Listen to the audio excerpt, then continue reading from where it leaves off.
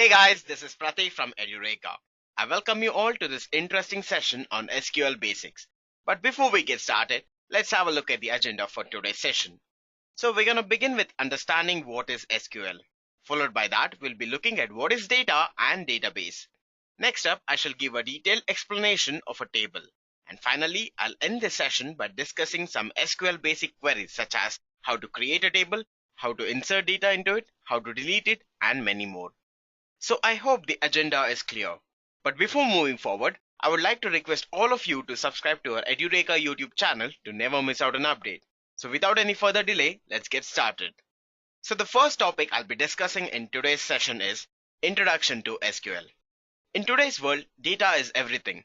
But to manage it, one has to master the art of data management.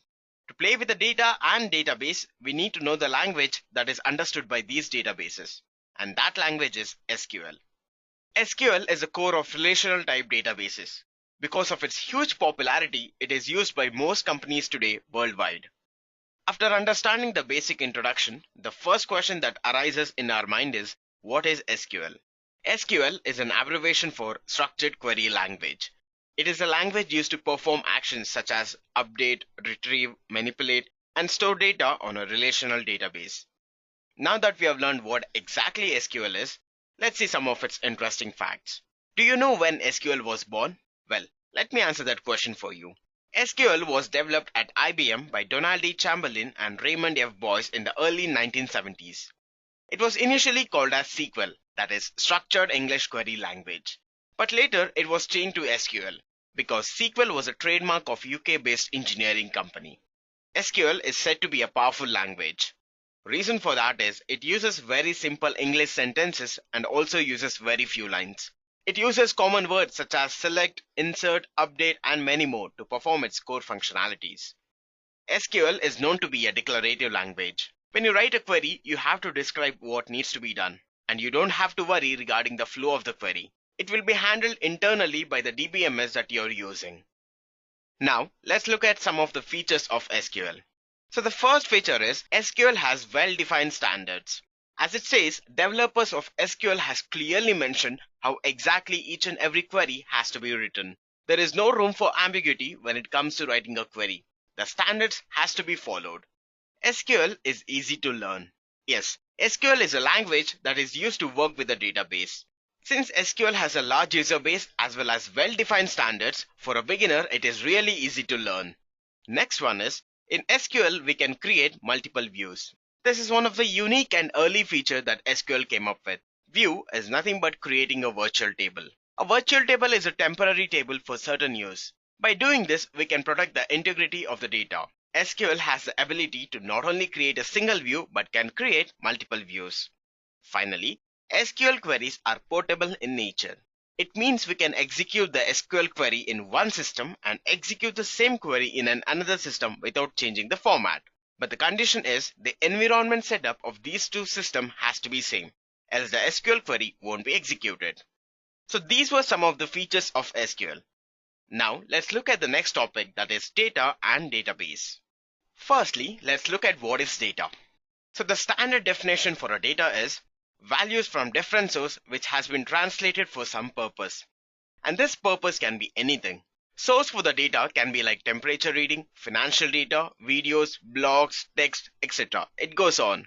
In the end, it should make a meaningful sense. Only then we can consider it as a data.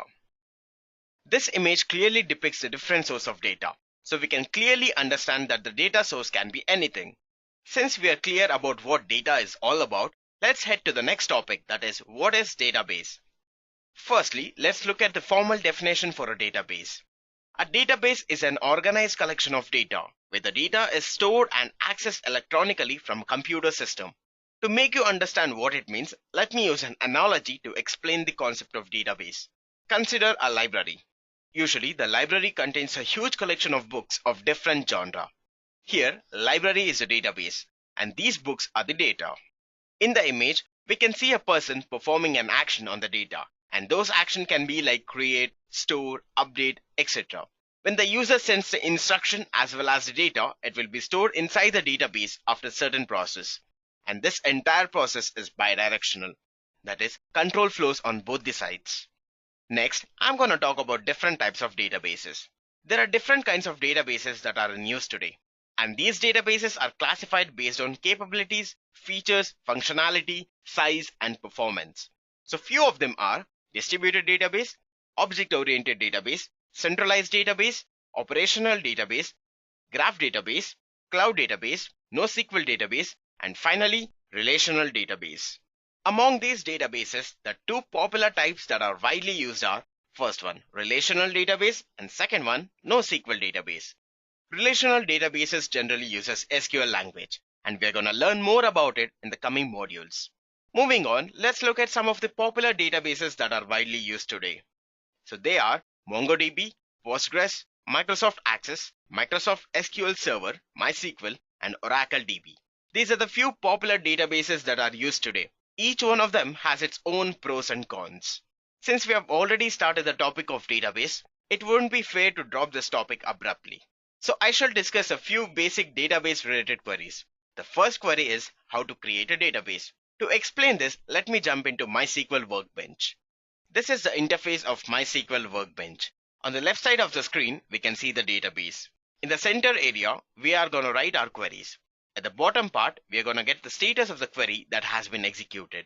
So you might wonder why I'm using MySQL Workbench for executing SQL queries. Well, SQL is a language that is used to communicate with the database, whereas MySQL Workbench is a database management system. So MySQL Workbench allows us to use SQL queries to communicate with the database. Can't we use other DBMS? Yes, we can, but the syntax of the queries may slightly vary. So let me explain you the first topic, that is how to create a database. And the syntax for this is create database are the keywords used to create a database. Followed by that, we have to specify the name of the database. Here, I'm using Edureka as a name for my DBMS. So let me select this entire statement and click on the lightning icon.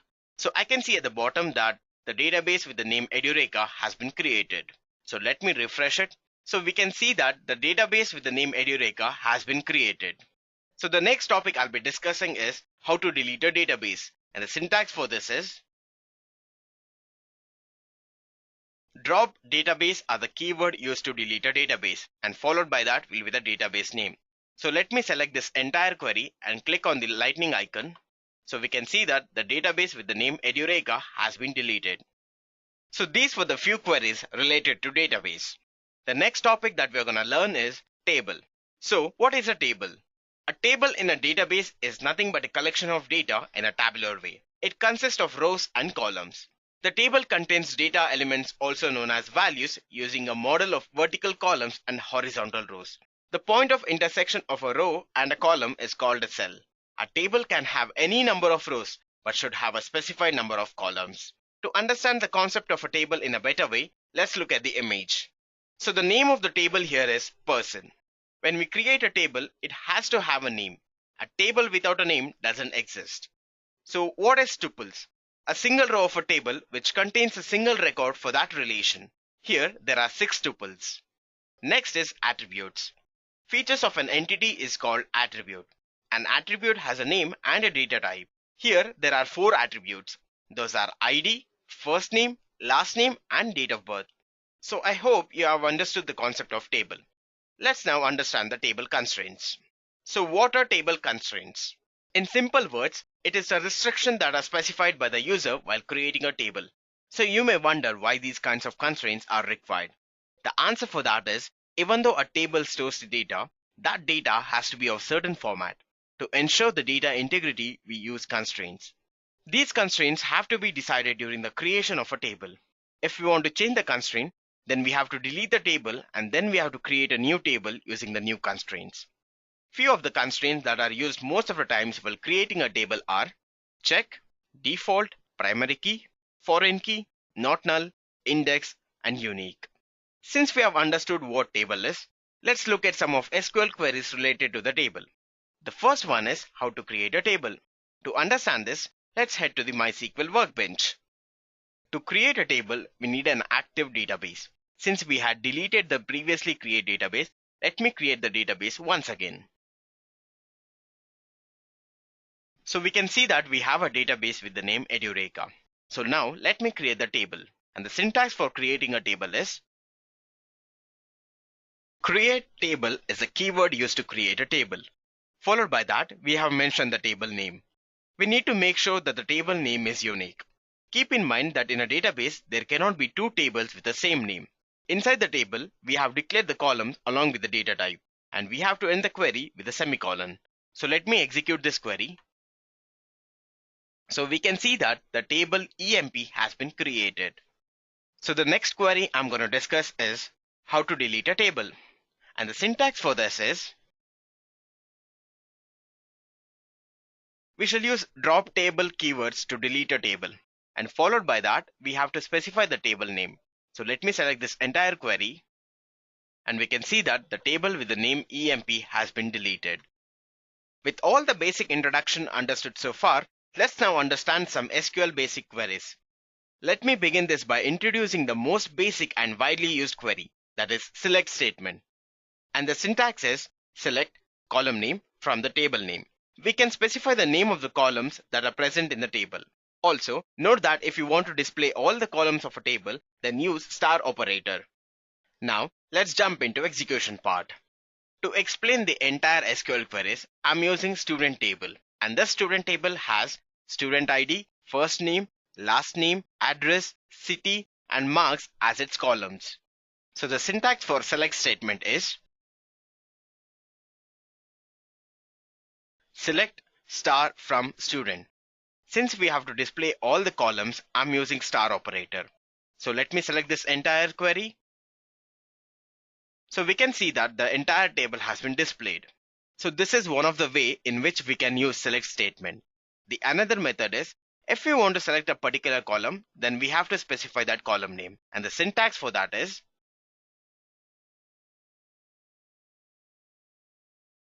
so we can see that from the table, we have selected only first name and last name. Usually, select statement is used to select the data from the database. So the next SQL query that I'm going to discuss is where clause. Where clause is used to filter records. Where clause is used to extract only those records that fulfill the specified condition. To demonstrate where clause, let me assume this scenario. If I want the name of the students who are from the city Goa, then my where clause query will be something like this. Select first name from student where city is equal to Goa. So let me select this query and execute it. So this is the output. Now let's look into and or not statements. If we need to add two or more conditions in the where clause, then we can use the above mentioned operators. These keywords will add more complexity to the query. So the first operator is AND operator.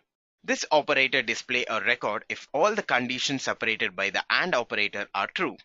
Let's look at the syntax. Select columns from table where condition 1 and condition 2 has to be true.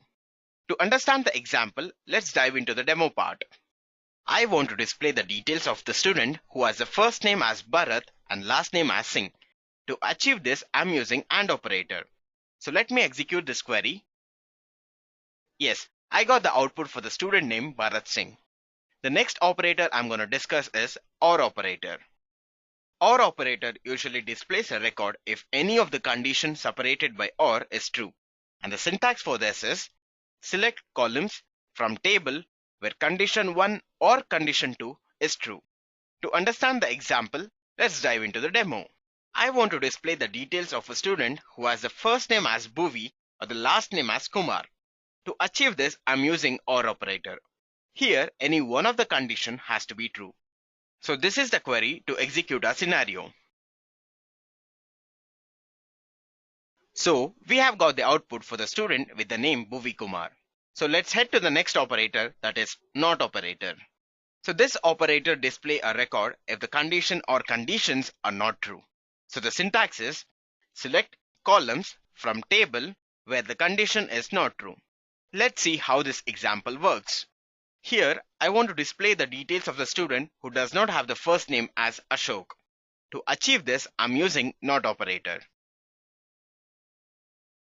In this, we can see the details of all the students except Ashok.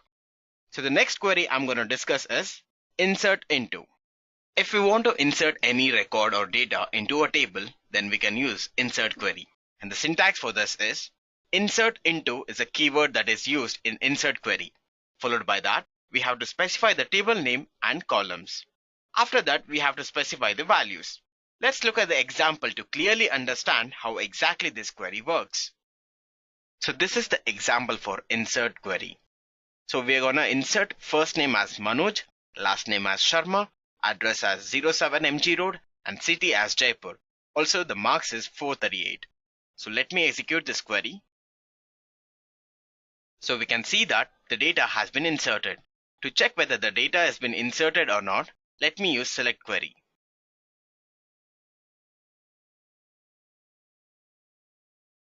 So we can clearly see that Manoj Sharma details has been added to the table. Next, I'll be discussing few aggregate functions. An aggregate function is a function where the values of multiple rows are grouped together as input on certain criteria and a single value is returned. We often use aggregate functions with the group by and having clauses of the select statement. So we will be discussing group by having in the later part of the session. Some of the aggregate functions are count, sum, average, minimum, and maximum. So let's discuss each one by one. So the first one is count. This function returns the number of rows that match specified criteria. So the syntax is count of column name from table where the condition. So now let's try this example in MySQL workbench. Using this query, I will calculate the number of student ID that is present in the table. So let me select this query. In the output, we can see that the count of the student ID is 6. The next aggregate function is average. An average function returns the average value of a numeric column. So the syntax for this is select average of column from table where condition. Let's execute this example. Here, I'm trying to find the average marks scored by all the students. So let me select this query. So the average marks scored by all the students is 480.333. The next aggregate function is sum. Usually, sum function returns the total sum of that particular column. The syntax is select sum of column from table where condition. So let me execute this example. In this example, I'm trying to find the total marks scored by all the students. So let me select this query. The total marks scored by all the students is 2882. Moving on to the next aggregate function, that is minimum. Minimum function will return the smallest value of the selected column, and the syntax is select min of column from table where condition. So let me execute this example. If I want to know the student name who has scored minimum marks, I'll use this query. So let me select this query. Ashok Sinha has scored 385 marks, and this is the minimum marks in this entire table. And the last aggregate function that we're going to discuss is max. Max function returns the largest value from the selected column, and the syntax is select max of column from table where condition. Let's execute this example. So this is the example for maximum function. So let me execute this query.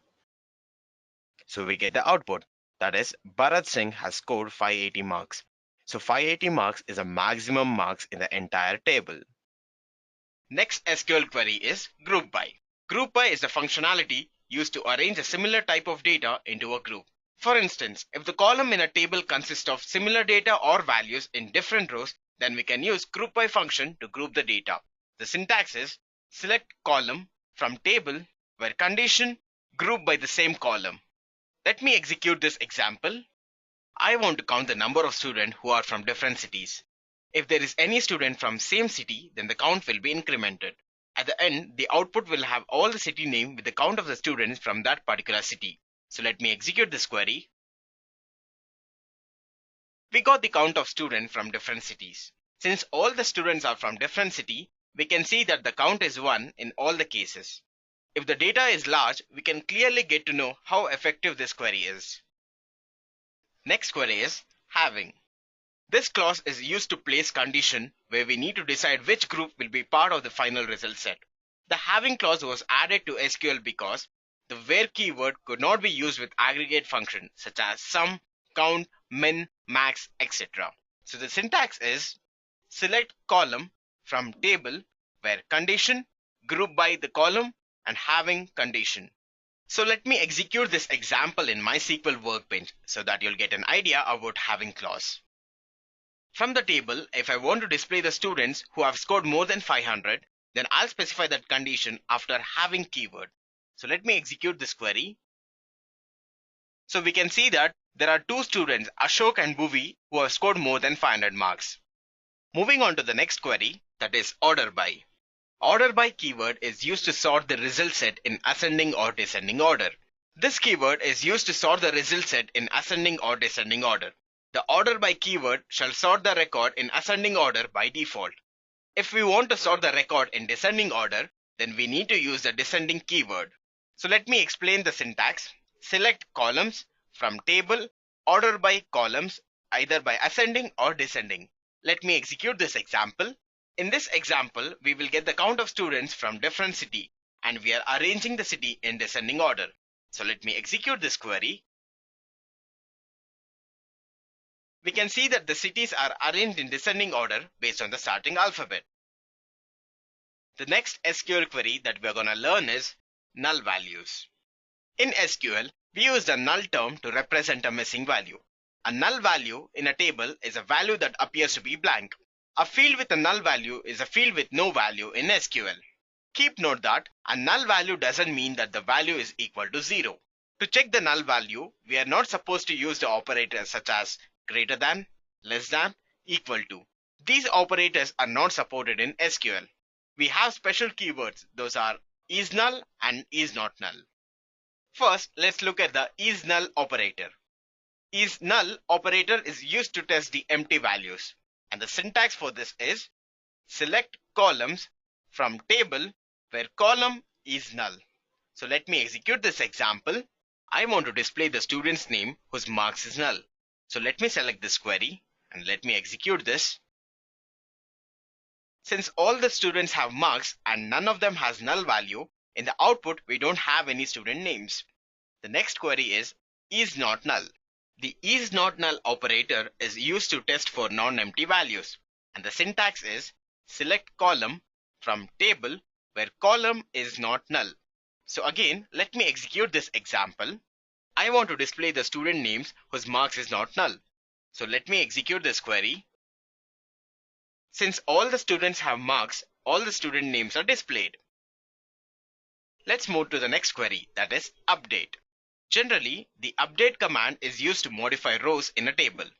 The update command can be used to update a single field or multiple fields at the same time. Let's look at the syntax for update statement. Update, table, set column equal to value, where condition. Let's execute this example. Here, I want to change the name of the student with student ID 1. Previously, the student with student ID 1 was Ashok Sinha. Now I want to change his name to Amar Kumar. So let me execute this query. So we can see that the student name has been updated. To check the student table, let me execute this query. And we can see that the name of student ID 1 has been changed from Ashok Sinha to Amar Kumar. The next query we are going to discuss is delete. The SQL delete command is used to delete rows that are no longer required from the database tables. It deletes the whole row from the table. The syntax is delete from table where condition. So let me execute this example. If we want to delete a record from student table where the city is Mumbai, let me execute this query. So we can see that the query has been executed. To check the table, let me execute this statement. And student with the ID 1 has been deleted. Next, let's discuss in and between operators. In operator is used to specify multiple values inside the where clause. It acts as multiple or. Let's look at the syntax. Select column from table where column in value. Let me execute this example. If we want to display the record of a student who are from certain city, then we can use in operator. In the given example, let's display the name of the students along with their IDs who are from Delhi, Goa, Pune and Bengaluru. Let me execute this query.